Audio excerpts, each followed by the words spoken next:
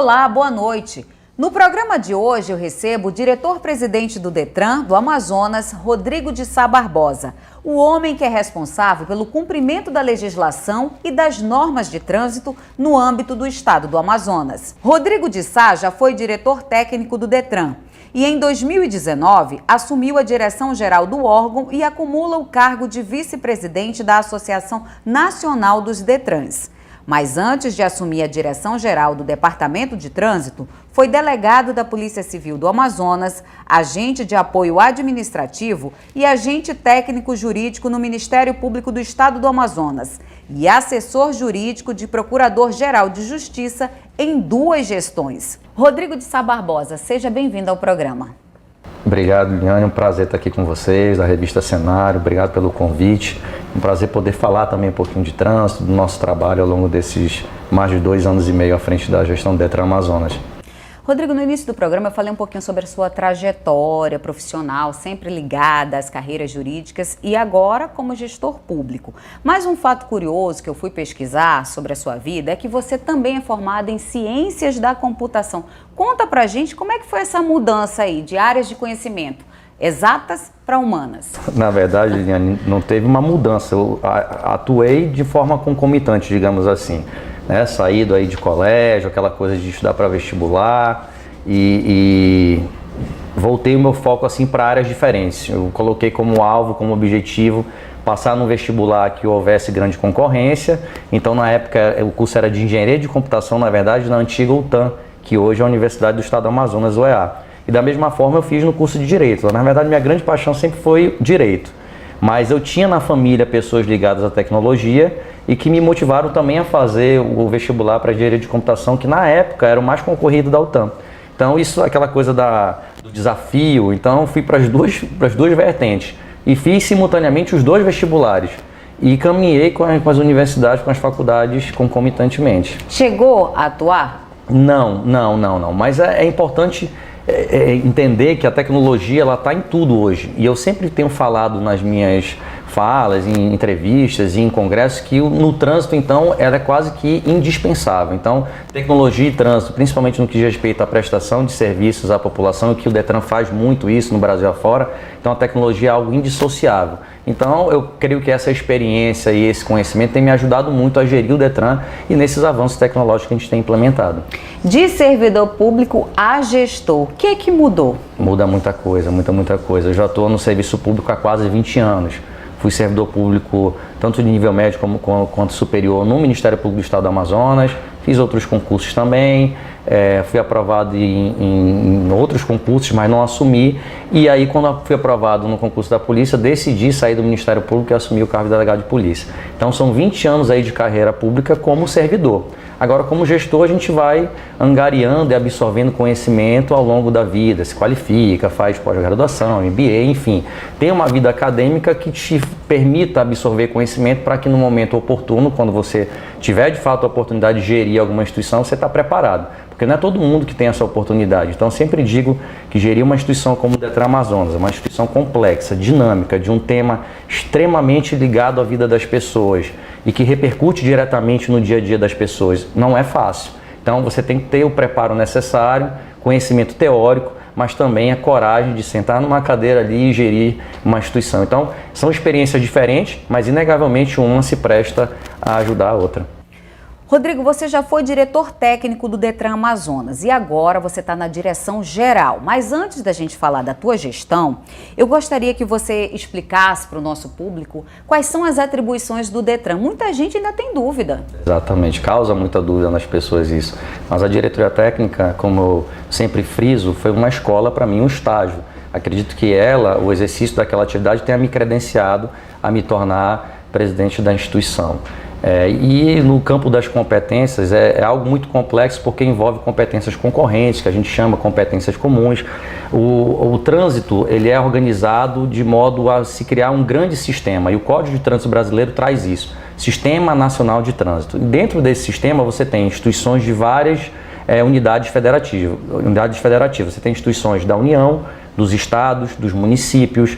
Você tem a Polícia Militar, que integra também o Sistema Nacional quando conveniada com o Detran Amazonas. Você tem Polícia Rodoviária Federal. Então você tem No âmbito da União, você tem o Denatran, que hoje virou Senatran, Secretaria, você tem os Detrans no âmbito dos estados, e no âmbito dos municípios você tem os institutos municipais que podem ser criados por diversas formas jurídicas. Ou seja, é um ambiente de integração, é de fato um sistema e cada qual tem o seu rol de competências. Então, o rol de competências do Detran está lá no artigo 22 do CTB, dos municípios no artigo 24. Então, fundamentalmente, o que o Detran cuida é exatamente do registro e licenciamento de veículos, da formação de condutores, da execução de vistoria veicular, do emplacamento. Então, tudo que diz respeito à regularidade dos veículos e de condutores é afeito ao Detran. É uma atribuição exclusiva do Detran. E aí, quando você fala em a capacidade, competência para autuar infrações, aí você tem um leque aí de atribuições diferentes, né? O Detran tem as infrações estaduais, os municípios têm as municipais e existem as infrações comuns que ambas as instituições podem autuar. Você explicou bem como é que funciona o Detran, né? Que muitas das vezes a gente só pensa que é só vistoria, é só emplacamento, mas tem também a parte de fiscalização.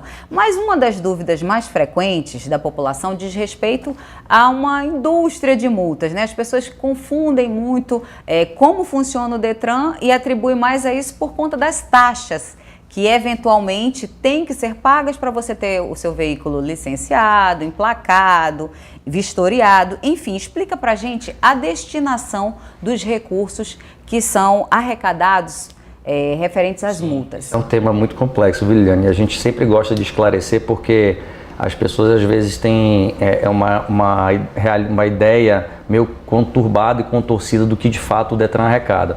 O Detran arrecada as taxas, que é um tributo contraprestacional, a gente chama, ele se presta tão somente para fazer frente aos serviços que são executados. Então, vou exemplificar aqui, você tem uma taxa de licenciamento que gira em torno de R$70.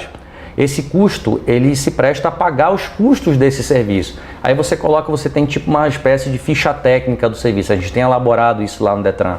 Então você tem um gasto com energia, você tem um gasto com pessoal, você tem um gasto com papel, você tem um gasto com a operacionalização disso, a rotina administrativa que envolve, que está por trás da execução do serviço. Então, esse recurso é o que de fato vai para o Detran Amazonas.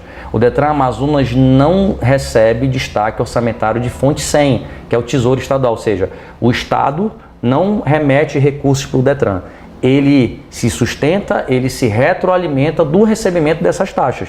Então, para que o Detran funcione, para que aquela estrutura toda, não só na capital, mas como no interior do estado, funcione, a gente precisa cobrar um valor referente a cada serviço. E esse é o modelo do negócio do Brasil inteiro. Todos os Detrans funcionam dessa forma. E isso com relação às taxas.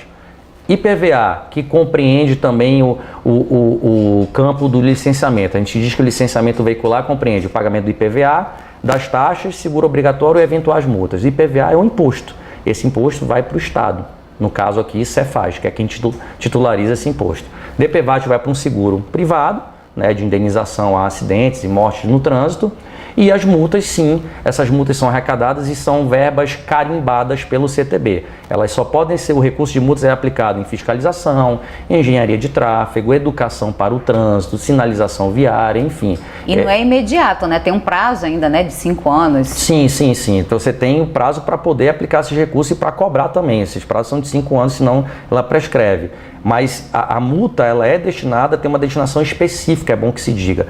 E a multa é estipulada no Código de Trânsito Brasileiro, não é o Detran que define o valor, não. É parametrizado, é um valor uniforme para todos os Detrans do país. Então, a multa gravíssima é em torno de R$ 293,74. Aí você pega a alcoolemia, que é uma infração gravíssima, e lá no próprio código ele diz, eu faço infração gravíssima, mas a multa é multiplicada por 10, que aí dá aquela multa de praticamente R$3.000. Não é o Detran que define esse valor está definido no próprio CTB.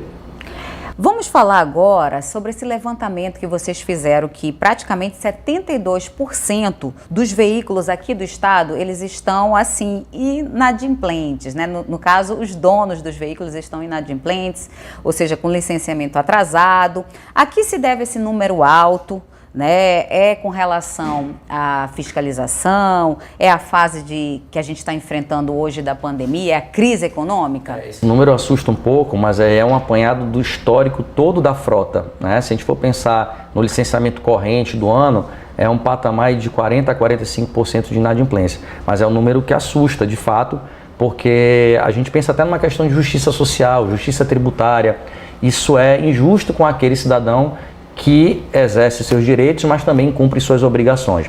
Então, aquele cidadão que paga o licenciamento, ele é prejudicado em detrimento daquele que não paga. Então, o licenciamento, como eu falei, ele compreende o IPVA, as taxas, as eventuais multas, seguro obrigatório que esse ano está dispensado de pagamento, mas ocorre muito, Liliane, das pessoas pagarem o IPVA, que é a parte maior, a parte significativa do licenciamento, né? Chega a 70%, 80% do valor de tudo, e esquecer de pagar as taxas ou eventuais multas. Então esse veículo, mesmo que ele tenha pago o IPVA, que é a parcela maior, mais significativa do todo, continua inadimplente. Ele é considerado não licenciado e vai para a estatística de inadimplente. Agora eu queria fazer um parêntese. A gente tem, o Detran Amazonas é pioneiro num projeto, que já foi alvo até de solicitação de outros Detrans, que é o pagamento itinerante. Uma ideia do governador Wilson Lima, que a gente implementou tecnologicamente e colocou em prática ainda no início de 2020, ou no final de 2019, desculpa. Cidadão hoje, abordado em uma blitz, se ele manifestar um interesse em pagar o seu débito... Ficar adimplente, ele pode fazer isso. Ele pode fazer isso na própria blitz, ele não é autuado novamente, porque deveria, né? Mas em manifestar um interesse em pagar, ele é direcionado para um atendimento, ele vai receber o débito dele ali e ele vai poder passar o cartão de crédito de maneira parcelada. Então, aí ele sai dali com uma autorização para em seguida imprimir o documento da sua própria casa. Basta manifestar durante a abordagem, exatamente, né? Exatamente. Além do Detran, você está como vice-presidente da Associação Nacional dos Detrans. Em poucas palavras, qual é o papel dessa associação? A associação exerce um papel muito importante. Ela que faz a interlocução com todas as entidades do sistema que eu acabei de mencionar, o Sistema Nacional de Trânsito, faz a articulação política, articulação técnica com os organismos superiores ligados ao Ministério da Infraestrutura hoje, Senatran, que é a Secretaria Nacional de Trânsito, e a gente tem passado por um processo de fortalecimento da AND. A AND durante muito tempo se apequenou diante de algumas políticas públicas nacionais que prejudicaram os departamentos estaduais de trânsito. Então, essa nova chapa aí, juntamente com o meu amigo Neto, que é o diretor-presidente do Detran de São Paulo, a gente tem trabalhado para dar envergadura, para dar importância realmente à AND e para colocar a AND no cenário decisório dessas políticas públicas de trânsito. Então, a AND tem um papel importante porque reúne todos os Detrans do país e todos unidos ganham mais força, né? Na hora de dar uma opinião, na hora de sugerir alguma coisa, e isso a gente vem fazendo uma interlocução muito forte, uma sintonia muito grande com a Senatran. Nós voltamos daqui a pouco a conversar com o diretor-presidente do Detran Amazonas, Rodrigo de Sá Barbosa. O intervalo é rapidinho.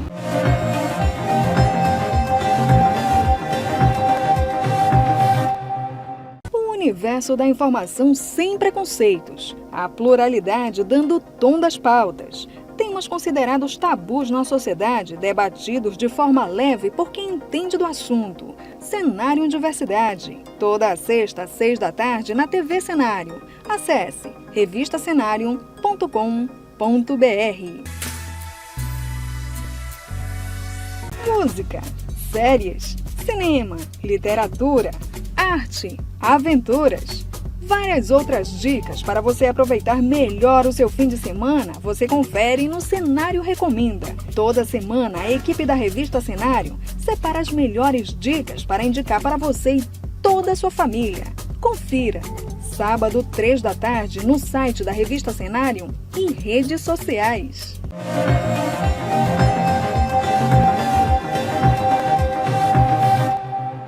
Estamos de volta e agora a gente vai falar um pouquinho sobre a tua gestão à frente do Detran Amazonas. Você assumiu logo no início do governo Wilson Lima. De lá para cá foram muitas realizações, mudanças de sede, visual novo, né, logo, modernização em vários serviços. Quais você destaca aqui pra gente? Olha, Liliane, eu sempre digo que eu tenho um tripé nessa gestão. A gente tem um tripé que são os vetores da nossa atuação diariamente. O primeiro deles, tecnologia, e isso se tornou muito evidente durante a pandemia. Nós tivemos que implementar novos serviços, migrar serviços que antes eram presenciais para o serviço digital e avançar tecnologicamente, que é uma demanda existente em todos os Detrans, e aqui no Amazonas não poderia ser diferente. Nós estávamos 10 anos atrasados e avançamos 10 anos em 2 anos, eu costumo dizer. Primeiro tripé é tecnologia. Segundo tripé interiorização. A gente precisa avançar para o interior do estado, atender de maneira satisfatória o nosso munícipe do interior do estado que foi esquecido durante décadas. E a gente precisa cortar na própria carne para fazer esse tipo de política pública. Quando a gente vai no interior, os postos de Detran estão muito aquém daquilo que a população merece. Não à toa a gente já melhorou em Manacapuru, Iranduba, região metropolitana. E recentemente inauguramos um novo posto em Presidente Figueiredo, que funcionava há 10 anos nos altos da rodoviária, um ambiente horrível, e agora um ambiente extremamente agradável para receber bem a população de Presidente Figueiredo e outros municípios também que a gente está avançando, que eu posso falar para ti depois. E o outro processo é o processo de reestruturação administrativa do Detran. Nós chegamos ao Detran, o Detran não tinha história.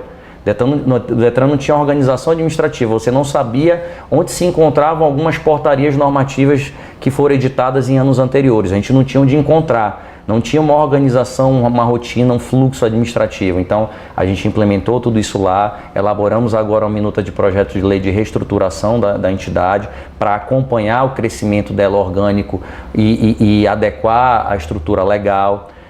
Enviamos também o plano de cargos e salários com vistas à realização de concurso público que já foi autorizado pelo governador. Então, esse tripé que tem conduzido a nossa gestão, mas inegavelmente a parte de tecnologia, os serviços digitais, os documentos digitais que hoje permitem que o cidadão imprima o documento do veículo na própria casa, numa impressora comum, a CNH digital e tantos outros que a gente conseguiu implementar e que até pouco tempo estavam aí represados e ninguém tinha feito nada. Nesses últimos meses, devido à pandemia, eu acredito que tem sido um desafio para todo gestor público. Mas mesmo diante desse cenário, como é que foi a atuação do Detran com relação ao atendimento à população? Eu te diria que o Detran foi uma das instituições mais afetadas pela pandemia do ponto de vista de atendimento ao público, porque só na sede, ali na Maripiranga, nós atendemos cerca de 5 a 6 mil pessoas por dia em condição de normalidade. Então, você vê o trânsito de pessoas que tem ali simultaneamente. Agora, o Detran Amazonas tem um agendamento eletrônico que também foi modelo e pioneiro para o resto do país. Muitos estados só implementaram o agendamento eletrônico agora, durante a pandemia. Então, isso faz com que a gente controle o fluxo de pessoas dentro da instituição. E isso já existe desde 2017. E a gente teve que se reinventar. Todo aquele protocolo sanitário se tornou prioridade.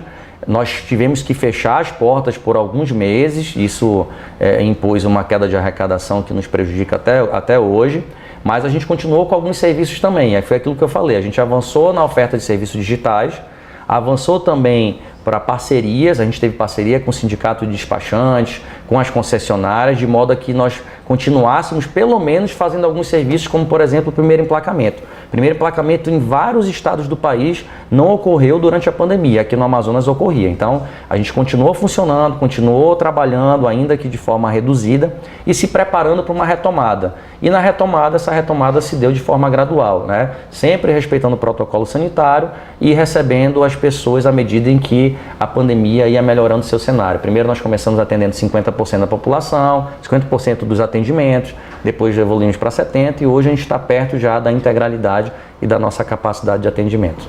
A crise sanitária, ela nos fez cada vez mais reféns da tecnologia e o Detran tem investido em tecnologia, se adequando a essa nova realidade, até por conta da pandemia mesmo, que acelerou esse processo em vários segmentos.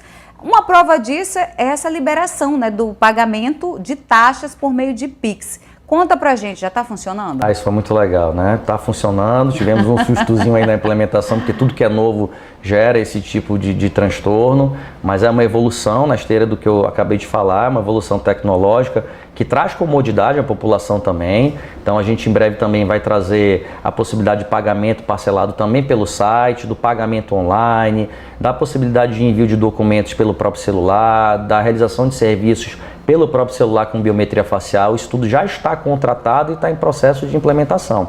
Então o Pix é mais uma novidade, são pouquíssimos Detrans no país que implementaram até agora, e isso é fruto de um trabalho que também foi feito nessa nossa gestão, que foi a abertura do mercado de bancos para recebimento das taxas do Detran. Até pouco tempo o Detran só concentrado, Até pouco tempo o Detran só recebia no Bradesco, e isso vem desde a época do BEA. O Detran tem 48 anos de existência e só recebia as taxas pelo Bradesco. Era um grande problema que a pandemia também nos trouxe, potencializou esse problema. Na medida em que a gente avançava com os serviços digitais, o usuário conseguia fazer todo o serviço, mas na hora de pagar ele tinha um problema grande. Ele era correntista do Itaú, ele era correntista do Banco do Brasil, ele não conseguia pagar pela internet. Então, como é que ele iria pagar se as agências bancárias estavam fechadas? Então, isso se potencializou, a gente já tinha isso como um problema a ser enfrentado e, graças a Deus, a gente conseguiu, com a autorização do governador, abrir credenciamento para outros bancos. Hoje você pode pagar as taxas do Detran no Bradesco, no Banco do Brasil, na Caixa Econômica, salvo engano, no Santander, e está entrando Itaú e Sicoob agora. E nas lotéricas da Caixa Econômica. Então, nós ampliamos a capacidade de recebimento e o Pix é mais um incremento em tudo isso.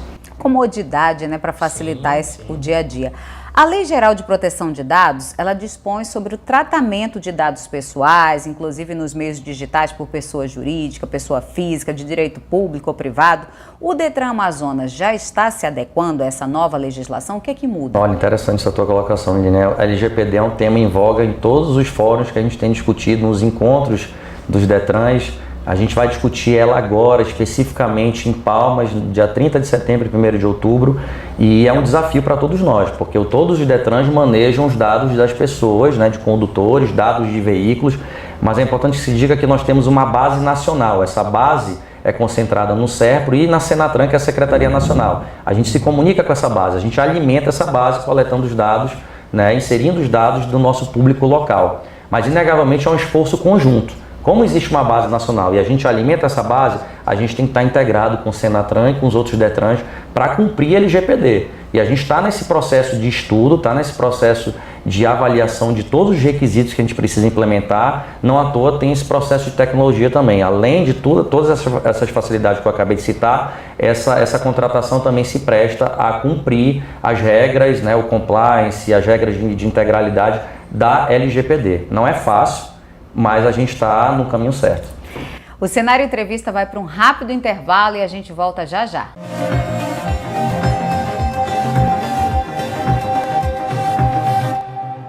Os cases que se tornaram sucesso no estado, experiências que deram certo, histórias de superação, grandes nomes do empreendedorismo na Amazônia. Tudo isso e muito mais você confere no programa Empreender na Amazônia na TV Cenário.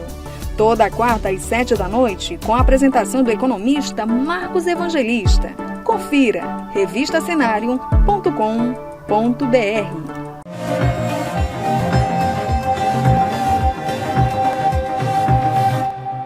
Nós voltamos a conversar com o diretor-presidente do Detran, Rodrigo de Sá Barbosa. A Semana Nacional do Trânsito foi comemorada com um fórum aqui em Manaus, organizado pelo próprio Detran. Entre os temas que vocês abordaram, as atualizações do Código de Trânsito Brasileiro. O que é que muda? Primeiramente, eu queria falar do fórum. Foi o primeiro fórum de trânsito do estado do Amazonas, um fórum voltado nesse módulo, esse ano, para os instrutores de trânsito, para as autoescolas. Então, nós organizamos em parceria com as autoescolas. Aqui eu quero agradecer as autoescolas que nos ajudaram nesse projeto. Foi muito positivo. Nós discutimos diversos temas importantes, políticas públicas de trânsito que podem repercutir positivamente na vida das pessoas. E dentre esses temas, as alterações do CTB e também municipalização de trânsito, que é aquela coisa de você organizar o trânsito nos municípios. As alterações do CTB foram inúmeras. Foi a maior alteração do CTB já teve desde a sua existência, foram mais de 50 alterações. Então a gente procurou pincelar o que tinha de mais importante e o que eu acredito, Liliane, que o que mais chama a atenção das pessoas é o prazo de validade da CNH, que sofreu alteração. Esse é um tema muito recorrente, se pedia muito isso. Então aquele condutor que tem de 18 até 49 anos, ele vai ter a CNH dele válida por 10 anos, de 50 anos até 69 anos por 5 anos e 70 ou mais por 3 anos, né? E aí nesse prazo ele precisa refazer os seus exames médicos. Outra alteração foi no sistema punitivo, para que o condutor tenha o processo de suspensão iniciado. Então antes era 20, ele atingisse 20 pontos, ele já tinha o processo de suspensão iniciado. Agora não. Agora esse sistema vai de 20 pontos até 40. Se ele cometer uma infração, 2 ou mais infrações gravíssimas, ele só pode atingir 20 pontos. Se ele cometer uma, ele vai até 30 pontos. Se ele não cometer nenhuma, ele pode ir até 40 pontos. E aqueles condutores de transporte remunerado podem acumular até 40 pontos, independentemente de quantas infrações gravíssimas eles cometeram.